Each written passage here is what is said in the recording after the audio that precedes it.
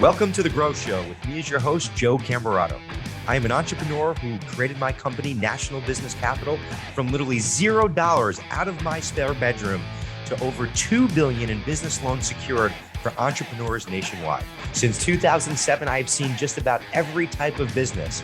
I provide money and help entrepreneurs access capital to scale fast, but I also know that it's possible for you as you scale to replace yourself, to build systems, processes, and great teams of people that can live on without you so you can actually enjoy your life and your company can still grow.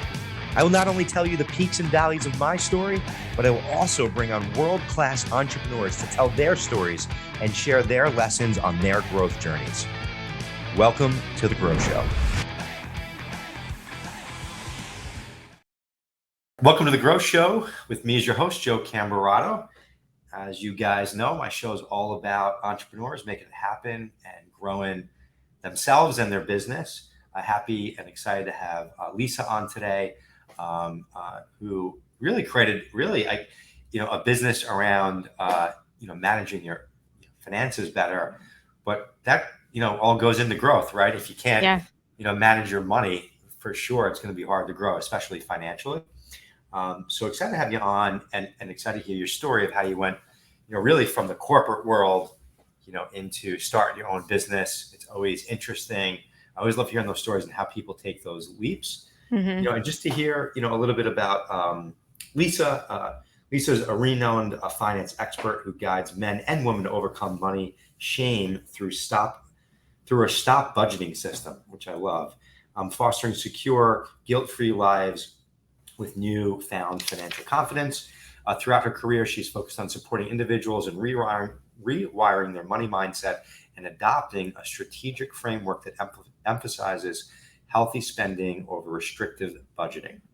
The system she developed, known as the stop budgeting system, offers a transformative journey regardless of one's current financial situation or aspirations. Through her guidance, clients gain peace of mind as their savings grow and bills are paid, while still having the flexibility to indulge guilt-free and enjoy life. I love it. Good stuff. Welcome to the show, Lisa. Thanks. I'm grateful to be here. Great to meet you. Great to say hello to everyone that's following you and the amazing work that you're doing.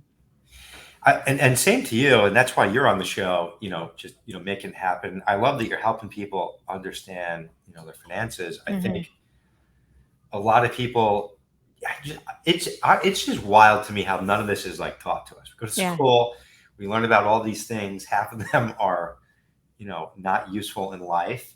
And, then people come out of school today in a very fast-paced world.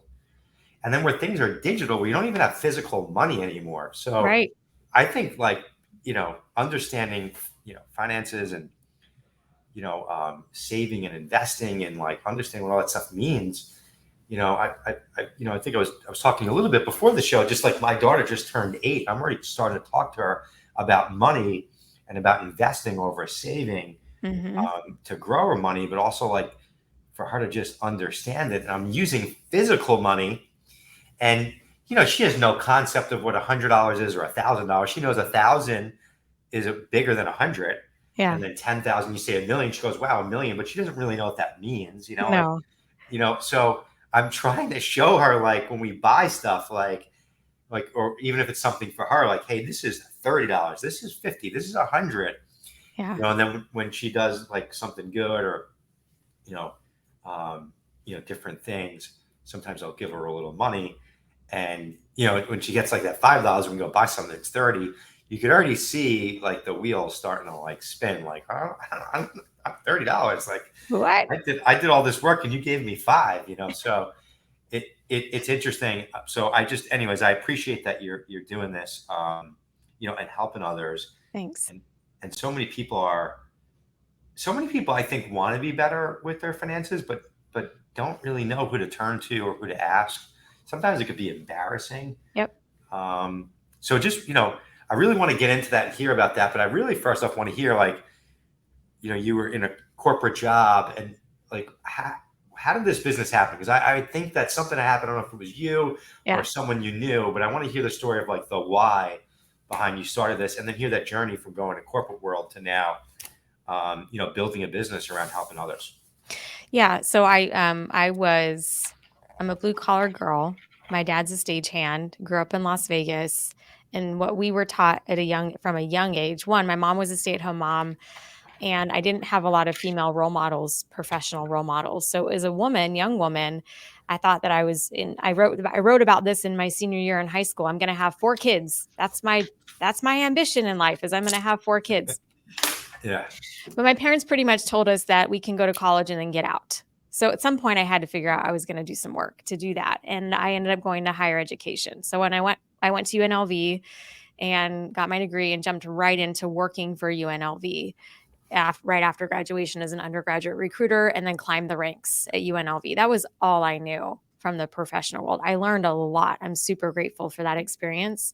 And it came to a point where I did all the right things, air quotes for someone who's not watching the video, all the right thing as a 20-year-old who knew nothing about life or knew nothing about money is I bought a house. I got married at 25. I had a kid 3 years later. I was checking off the list, or at least I thought at the time, the list of what The success boxes. meant in America. Yeah. I was living the dream. I had a 401k, all of that. My son was 3. My now ex-husband was working at Wolfgang Puck, growing through the ranks of restaurant management in Las Vegas, and we were exhausted.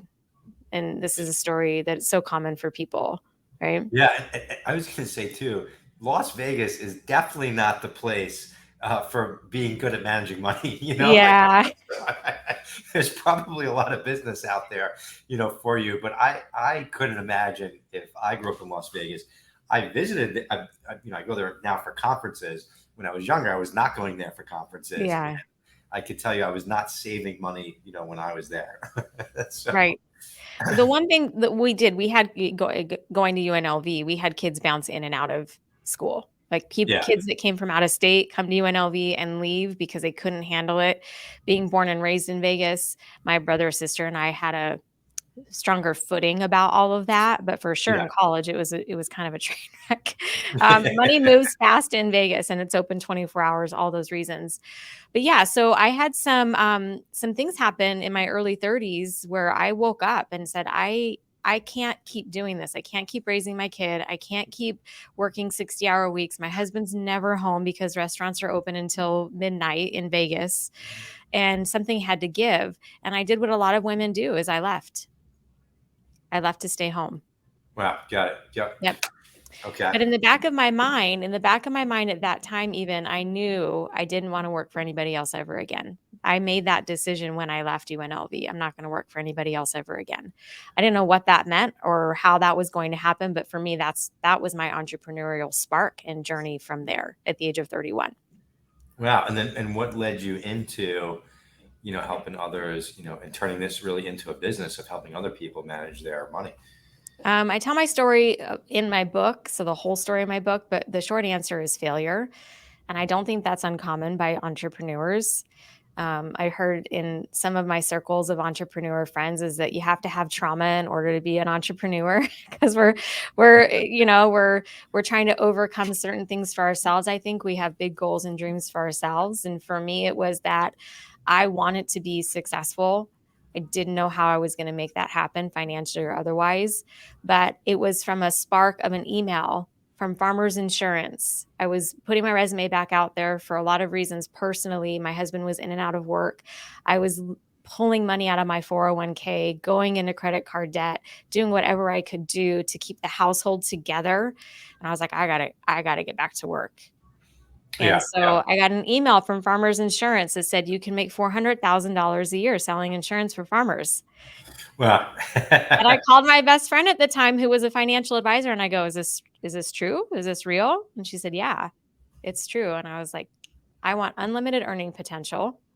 That sounds like a lot of money. But instead of joining Farmers, I decided to join her firm as a financial advisor. And that's where my money professional experience began.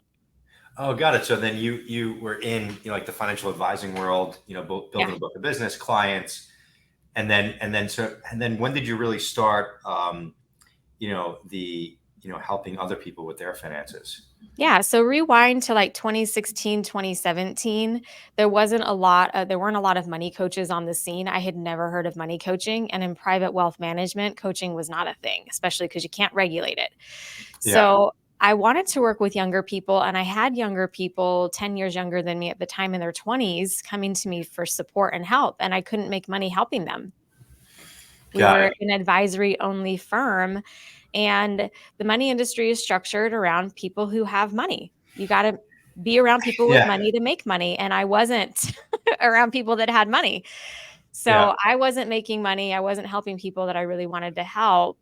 I was going broke in the process of trying to figure out how to start my own business as an independent financial advisor because I didn't want to work for anybody else. And I was at a crossroads in 2016. And I knew that if I didn't make a change, I was going to lose my ass, pardon my language. I was going to lose it all. I almost did. So I had to make a hard turn. I hired a coach and started my coaching company. I left the industry. Wow. And what year? So what year did you get started, on your entrepreneurial journey? 2016. Oh, wow. Okay. Got it. Mm-hmm. It's wild. It is true though. Like it's interesting. All the financial advisors, wealth management firms, you have to have, and the better they are, the more money you need to have, the more minimums they have. Yep. And it's interesting to me because people ask me all the time, like, hey, I want to start investing, or I want to save, whether it's real estate or just like, all right, like if I'm maxing out my 401k, like where do I start, in investing? And you can't refer them to a lot of financial advisors because they all have $1 million, Minimums. $2 million minimums, $500,000 minimums, and then the other ones are out there like up and comers, and they're financial advisors, but they don't, maybe they're not, they don't have their own stuff together, and I'm Yeah, there. But it's like it's just a huge gap of it is. and it's interesting. There's really nowhere to like push people and say, hey, you should talk to this person. So Mm-hmm. I definitely, it's good to know you now.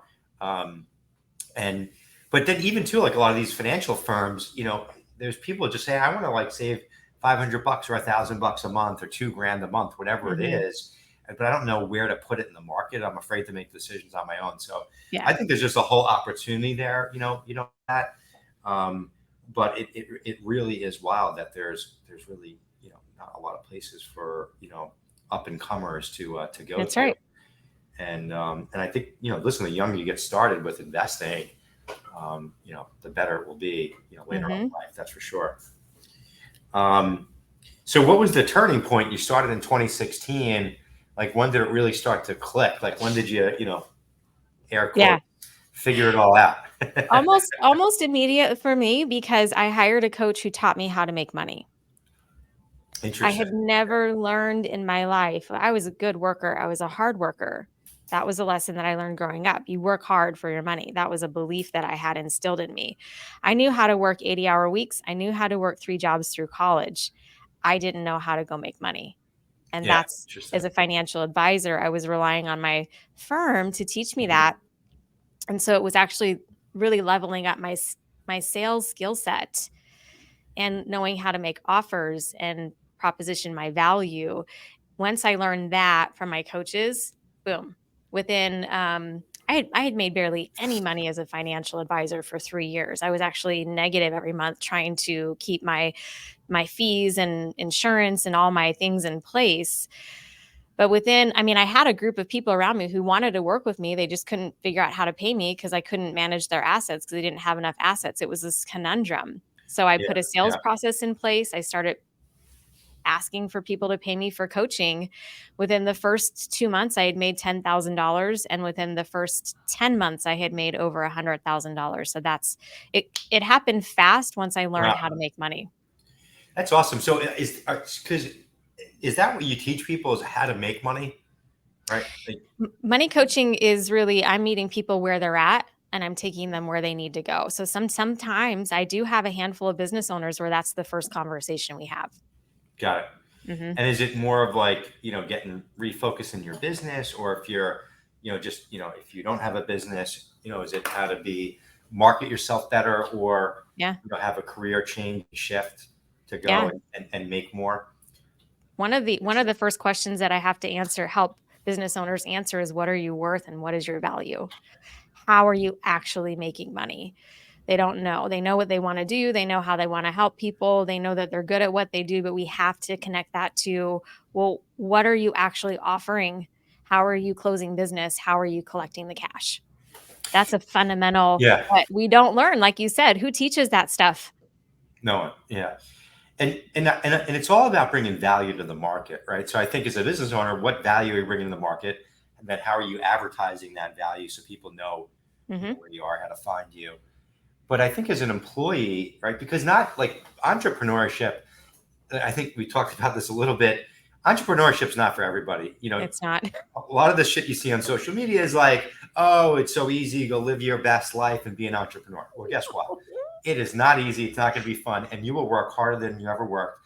And at Yep. some point, if you do the right things and you're willing to put the work, time, blood, sweat, tears in, you can, have the time to go, live that life. But I could tell you, it is not going to be fast. It won't be immediate. And maybe it will if you've already been a successful entrepreneur and you know how to raise money and you know how to move fast. But you've already at some point in your life went through that whole learning That's right. experience. In the beginning, like it's like strap in, pray, and and work really hard. And I'll talk to me in like 3 to 5 to 7 years, because that's really what it takes to get a true business going, especially if you're starting it from nothing. Yep. But what's interesting is you know your value, but as an employee, right? Because you could still make great money and not own a business, and there's a lot of opportunity out there today. Yeah. Typically, if that's going to happen, it's going to be in sales or working your way up through an organization and getting paid more. Yep. And they're all good, right? But it's all about bringing value back to the market. And I think a lot of people miss that. I'm already having these conversations with my daughter, who's only 8, about value and bringing value, and bringing value without any sometimes expectation. Where I think in today's world and mindset, it's when I do this, you pay me that. Yeah. And just go and do it and make people want to pay you that. And I think that's the big miss, where a lot of people just don't bring the value in an organization. They wonder why they're not moving up or getting paid more. If you're bringing the value, most companies will want to keep you and want to pay them more. Like you kind of have to put yourself in a position to put them in a position where like, holy shit, this person's bringing so much value. I don't want to lose them. So I'm absolutely going to pay them more. And Yeah.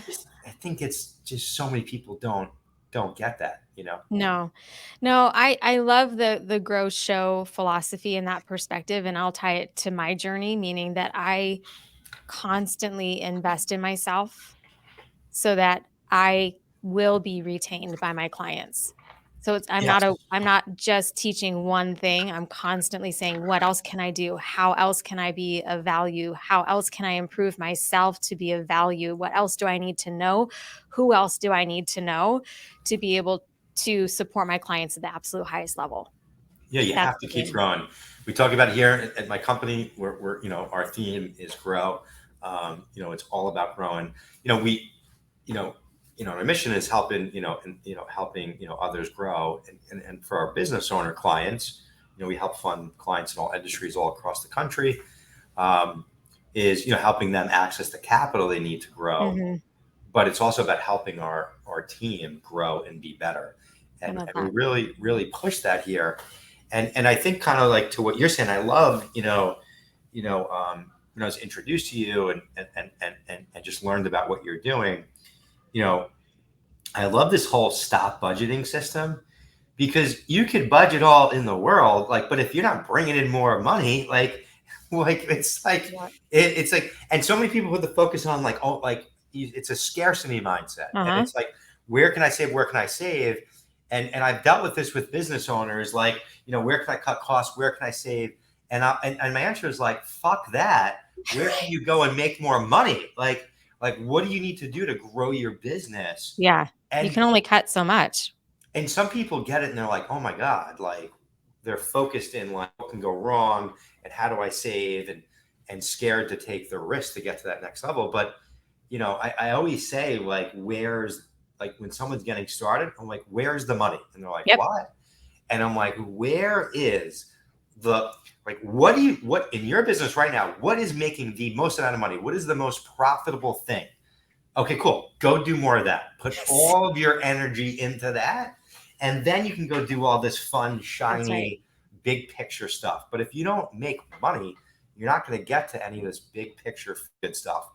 That's right. And you got to do some of that too. I'm all about that. But you got to have prioritize the money's oxygen in a business. You got to prioritize it. That's it. Businesses run out, or businesses go out of business because they run out of cash, period. Yep, that's it. That's it. It's the lifeline. So you get squeezed and then you're done. But the reason I started talking about stop budgeting is that the majority of experts in personal finance, the first thing they tell people is you got to budget. Well, you tell an entrepreneur they have to budget and they're going to tell you to fuck off. Yeah. And like budget, great.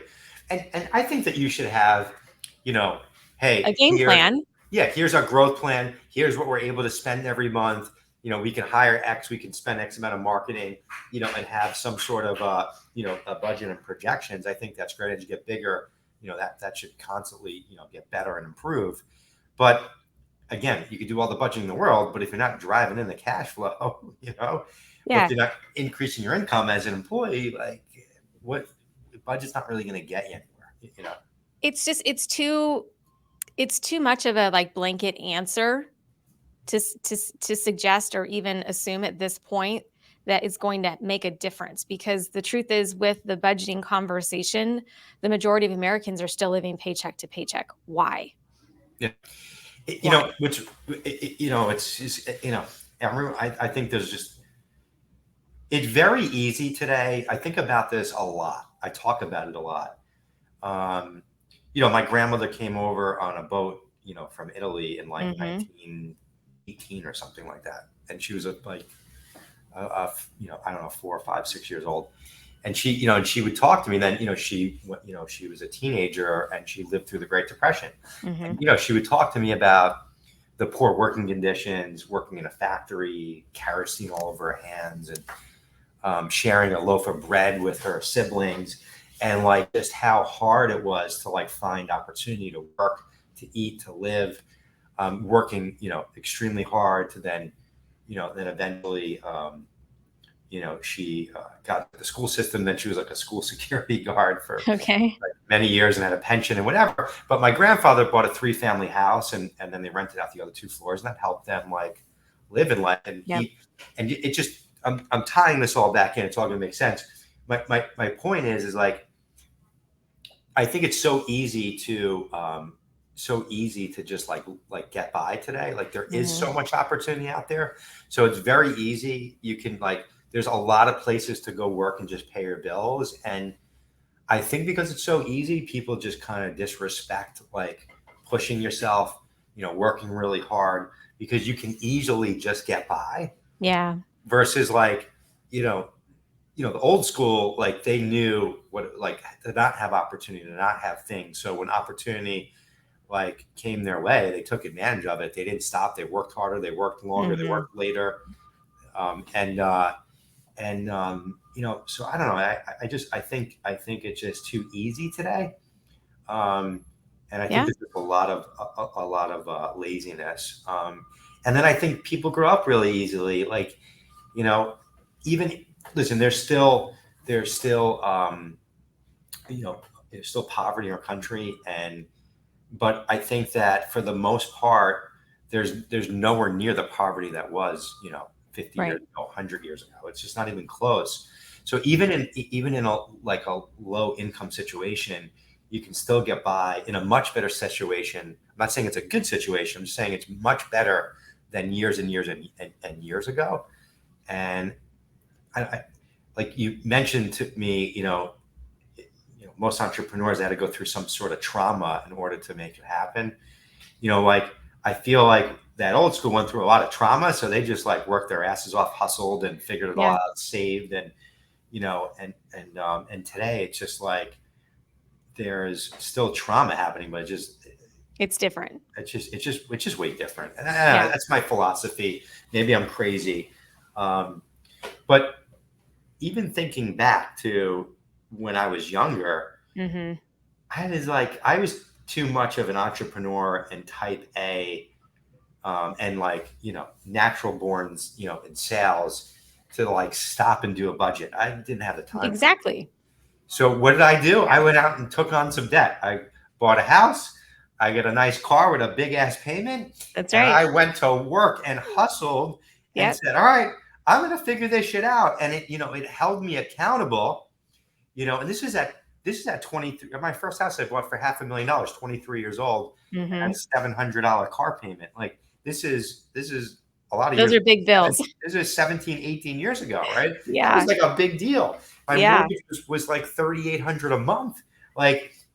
And it's funny. And then I see kids today. This is 23 years old. Okay. Yeah. There's kids today living at home at 30. Like, Yeah. do you think that they're gonna hustle? Oh, you don't hit your quota. It's like, oh, all right. Mom's not gonna kick me out of the basement.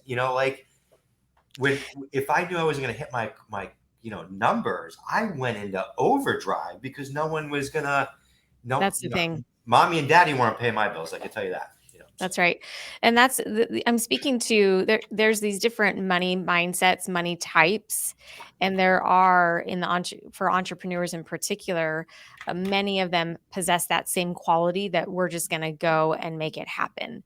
And if you tell me that I have to slow down long enough to analyze my budget and pay attention to where I'm spending my money, no, I want to go focus on making more money, and I want to go focus on making the difference that I think I was born to make. So if we can stop budgeting for a second and just make sure that you're keeping a pulse on your money, there's ways to do that don't have to be insanely overly analytical for you to still know that you're going to get a return on that investment, and that you're still going to at some point get out of debt if you decide to go into debt. There's lots of ways to do that without the traditional mindset attached to it. So you made a really good point there. And then also with wealthy people in America, most millionaires in America are first generation. Most business owners in America are first generation, second generation to America. Yeah. So your grandparents, they taught you and instilled in you how to go make it happen. And after wealth has been created with families, after the second or third generation of that wealth, it's typically gone for that reason. Yeah. Yeah. It's gone because the third generation that grew up with the money, they're like, no trauma. Hey. Life is easy. It's just going to keep on coming. Yeah. Not saying, how do I go make more, do more, work my ass off. And then they blow it up. It's so true. And I was actually really reading a really cool study about this that I got through my YPO group. Mm-hmm. That just talks about how the third and fourth generation, what happens. And it's really interesting. And I just think about that all the time. My kids are going to grow up way differently. Grew up way differently than my dad grew up, and way differently than my grandparents, his parents grew up. Yeah. How do you really instill that hustle? Because hopefully they don't grow up with so much trauma, but I know for me. I love the lessons that you're teaching your daughter. And on the mindset side, one of the things that we can do is let our kids fail. Yeah, 100%. I'm all about that. Yeah, and it's not easy. It's easier said than done. You have the kids, and I'm very strong-minded and believe in this stuff, and I'm definitely tough on them. I still love my kids, but I'm tough on them even from a young age. And my wife and I talk about this a lot, but it's not an easy thing to do, to watch them fail. But all of my failures it's where I had my most learning, and it motivated me to not make that mistake again. That's right. And it's not, our net worth is not who we are. And I think that the overall arching conversation with money can be that way. Well, if you don't have $1 million, or if your net worth isn't X amount, you're not worthy of whatever, love, relationships. And I'm breaking through that conversation with my clients. It's like, well, let's just look at it so that you can have a different result. What does it mean? What does it mean to you? What does your net worth mean to you? What are you trying to create in your life, in your company, for your legacy, whatever that is? And I think we want to have those. I want to have those conversations now with my kids about what does life mean to you? What is the meaning and the importance of life for you? Because we can't just attach it to a dollar number. Yeah, yeah. Because I mean, listen, I've met a lot of people who have a lot of money and they're not so happy. Yep. So it's like, and I think it's hard. As a business owner, you know, there's a great book that I read called The Gap and the Gain, which is really awesome, um, and it just kind of talks about like measuring backwards, and like, oh, where were you 5, 10 years ago? Like, look at the progress Mhm. you've made. Because we've all said when we get here, that's when we'll be happy. Then you get there, and you're like, Yeah. what the fuck? And then you get to the next place that you think is going to make you happier. Then you get there, and then you're like, oh my god, well, and it's just really trying to enjoy it, Mhm. along the way. And but it's not easy, especially if you're entrepreneurial. A big growth mindset. You're always pushing to go like beyond, where you are, and That's it's true. always like focused on the next thing. So the balance of that is definitely interesting. I know personally, I'm still trying to figure that out. Yeah. It's for me what my husband and I have been able to do. I like that conversation. We've reverse engineered our lives. So we just ask questions about what do we want to be, where do we want to be, how do we want to get there by a certain time. Like, we know my husband wants to retire by 55, and so my strategy is, okay, well then my business gets to build in a certain direction, we get to have certain results by a certain amount of time, so then he can have the freedom that he wants. It's asking powerful questions, and this is for anyone listening or watching the show, is what is important to you, not the external definition of success. Yeah, yeah. I think it's important. It's amazing because everyone's doing all this stuff, whether you own a business or not, and but no one knows like the destiny, like what are you Mhm. doing it all for? What does it look like? What do you really want? Um, and then I think too, a lot of people. I think when you break down like what does it really want, it's actually like not as much as you like. It's Like not. a house, a cars, the ability to travel. I don't. For me, it's like, hey, nice home. I like cars. I like to take nice drives. I like fun stuff. Okay, but like after the house, a few cars, and some traveling, then it's like, what do you really need? Like, what does that look like? And for some people, I think it's more than what you realize, Mhm. and then I also think it's less than what you realize, or less than what you think. Mhm. So, but when you really break down, like, what are the real things that you want? And I've got a really cool, life coach that I've used for a while, and she's awesome. And it was like, well, what is it that you really want? And then you're like, Mhm. well, wait a second, and then you really think about it. It's not as crazy. I just think we're inundated with seeing all this stuff. We And I'm like, are. I want this and I want that. And I'm like, what do you really want? Because what That's you right. want, or what someone else does, it's okay. What's the exchange too? What's the energetic exchange, to your point, as entrepreneurs? There's a lot of sweat equity at the front end, a lot. So Yeah, what are you working so hard for and toward? And you got to stay focused on that. You've got to stay focused on that. And then I bring the book into so I'm a coach. I'm a money mindset coach, but I also teach practical ways to use money to grow money, help business owners grow and scale those kinds of things. But rooted in mindset, Bronnie Ware wrote a book. She's a Hay House author about the 5 regrets of the dying. And yeah, yeah. none of those regrets are, I wish I had more. I wish I would have worked more. I wish I had a bigger 401k. None of that. So we get to, as entrepreneurs, stay clear on what is it that we're working so hard for. For me, it's impact. I want a young woman to hear my voice and know that it's whatever she wants in her life, it's possible for her too. That's awesome. That's really You great know, stuff. And what's the name of your new book? to stop budgeting, Stop budgeting. stop Oh, that's budgeting, awesome. build wealth, spend guilt free. You can do all three. Good stuff. Yeah. And if someone would read your book, what do you think they would walk away with out of that book? Or is it as simple Knowing as the title? knowing that they're not broken, and if they've tried budgets before and they haven't worked, there's legitimate reasons why. So here are some new ways of being in relationship with your money that can work for you for building the life that you really want. That's great. Mhm. Do you think that's like those are like the biggest light bulbs and aha moments that have with from people when they work with you?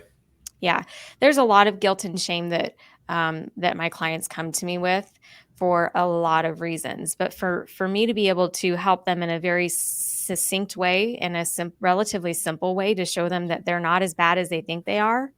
They're not as far off as they think they are, that they have more money than they think or feel that they do, because the word broke is actually a feeling. It's not a fact.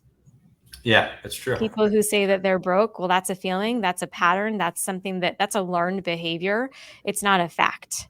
Yeah. So let's break that up and let me show you how you're not broke. If you're alive, you don't have cancer, you're not going to jail. Life is good.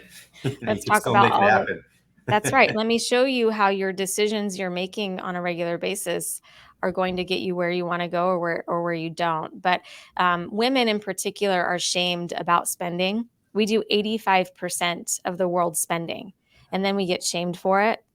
And so, right? Like it is. There's conversations about all kinds of celebrities all day long about choices people are making with their money. And so I'm neutralizing that conversation to say, who cares?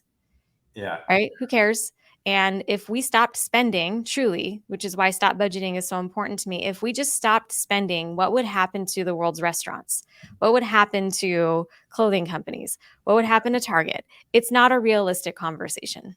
Yeah. Well, it's not. And I mean, the reality is too, a lot of the things that, money's being done, for, not all, but, there are things that you do need. You can't just not spend money. It's just not, you can't operate and go about life, so you're going to need to spend money. And, you should treat yourself, and indulge a little bit too. Agreed. Good stuff. Gotta enjoy our lives. If we're not enjoying our lives, what are we doing? Yeah. What's the point of all? I couldn't agree more. Well, really great stuff. How can folks find you, Lisa? The easiest way is to go to my website, lisachastain.com. On there, I also have my podcast episodes, so you can pick up and learn from other women that I'm having on the show, other guests that I have on my show. So go to lisachastain.com. Everything's there. Or Instagram, which is at Savvy Money with Lisa.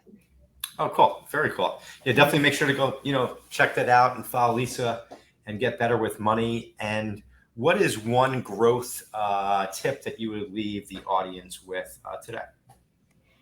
If you're going to grow, you have to invest in yourself. There is no way around it. And you have to be clear about your relationship with risk. Love it. That's good stuff. And I could tell you for myself, I've personally, invested in, and I continue to invest in my own growth. I've spent a lot of money in it, and I've definitely gotten the returns from it, and also met some really great people and expanded, my network. Because when you go to a lot of these different things, whether it's a coach or seminars or whatever, you meet other people that are in the same growth mindset that want to be better, and it's been amazing, for me over the years. So really good stuff. Great suggestion and a great growth tip. Thank you, Lisa, for being on the show. Keep doing what you're doing, keep growing, and keep helping others grow too. Absolutely. Thanks, Joe. Thank you. Be well.